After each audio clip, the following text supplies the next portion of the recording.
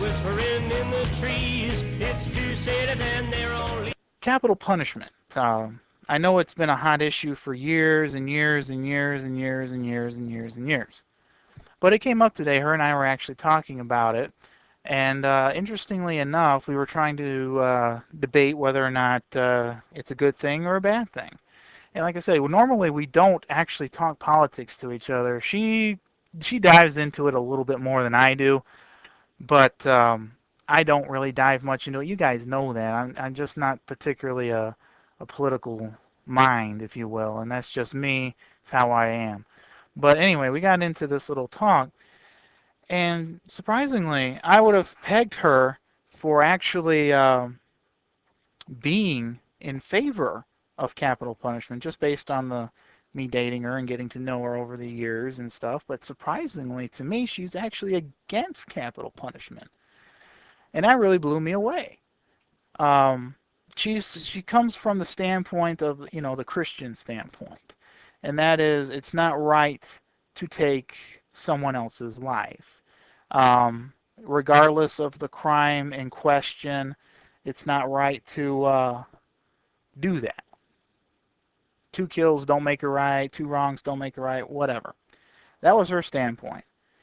And as for me, I do believe that you commit a certain wrong, and you should be punished. Let's go to fight what it might be. I think Joe's on line 1. Hello, Joe. Hey, how you doing there, Rex? Boy, buddy, you're right up my alley there. Because I've been talking about capital punishment. I'm 100% behind it. And in fact, Rex, I like the electric chair. For some of these real vicious crimes, I would put them in an electric chair and let them slow cook for about 8 hours, and then give them one big jolt at the end there. And you hear this old comment, well, what if he's not? What if it's an innocent person? Well, you make sure that they're guilty at the time you put them. Otherwise, you give them every benefit of the doubt, right? Absolutely. You hear that old story, well, what if he isn't guilty? Make sure he's guilty at the time, when there's no doubt about it. Then you get rid of him. And Rex, I'm sure you're like I am. I don't want to support him for 20, 50, 60, 70 years and then have some good Samaritans say, oh, my goodness, we feel sorry for him. Hello, Gloria. How are you doing? I'm doing all right. Kind of miss Preacher. I understand. Hope he gets his voice back. Me too. But, I'm totally against that. Because you understand, I bet you most of the people that have called you that want to kill them and kill them, I bet you they good old Christians, go to church every day and read that Bible. They may very well be. Go ahead. When they've had where you go to jail and get the death penalty, and then later on they find out that they didn't do it. Now, they can talk with big talk about the appeal system, but if you don't have an attorney and you have to be in the jail and appeal your own case, to take years and years and years. Exactly. We are human beings. If everybody does different things, and they should be penalized. Sure. But my solution, once you're in there, and they're really in there, and they really did the whatever crime that they did, then let them do, all the jobs that we sent away. Let them do some of that work. And let's go to Alex on line 1. Hello, Alex. Yeah, what you just read right there, my friend, is called justice. I don't believe in the death penalty, and that's why, because these guys do, it's the easy way out. You put them on the chair, it's the easy way out. Would you want to be locked up in an 8x8 cell with a color TV?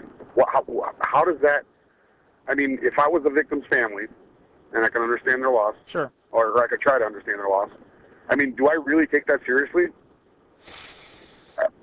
That's justice. You're sitting in an 8x8 foot cell, and if you watch TV and you see some of these guys that are like fresh, first 10 years in jail, right? They deny it. All right. They keep this attitude up. But look at the guys that are 30 years in. They're crying. They're saying that they're sorry. They're finally admitting guilt. I can't take it no more, man. Right. That right there is justice. You eat yourself alive. You put them on the chair. It's the easy way out. Talk to me, Steve. Steve. Yeah, what's up, buddy? don't forget that guy that's stuck in that cell with the color TV. Oh, yeah? They may be piping in nothing but reruns of Bozo's Circus. Oh, no. Continuously, 24 hours a day. Oh, no, not more Rob Reiner. Here's the thing. All right, go ahead, Steve. Okay. I think it's wrong capital punishment. To me, it's nothing but another murder. It's not going to bring your loved one back. Okay. I mean, is it really going to make you feel better just because so-and-so has been, murdered?